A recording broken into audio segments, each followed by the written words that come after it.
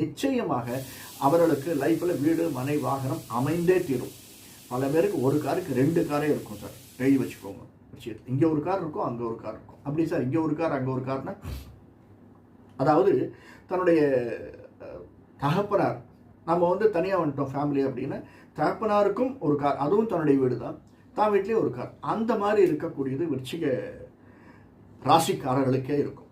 அதுலேயும் விசாக நட்சத்திரக்காரர்களுக்கு இன்னும் ஒரு படி மேலே. ஸோ இதெல்லாம் இருந்ததுன்னா சுக்கிரன் வரக்கூடிய, சுக்கிர திசை வரக்கூடிய டைம் நம்மளுக்கு கிட்டத்தட்ட 20 16 36 10 46 53 50 வயசுலேருந்து 55 வயசு 56 வயசுலேருந்து 70 வயசு வரைக்கும் சுக்கிர திசை இருக்கும். ஸோ நாம் என்ன பண்ணினா இன்னும் கொஞ்சம் ஏற்றமாக்கி கொள்ளலாம், அவ்வளோதான் நம்ம இப்போ பார்க்க போகிறோம். Very simple. முதல்ல ஒரு விஷயம் சொன்னேன், இவர்களெல்லாம் எப்படி இருக்கிறார்கள், நல்ல பொசிஷனில் இருக்காங்களா, நல்ல கூட்டில் இருக்காங்களா, அதுதான் முக்கியம்.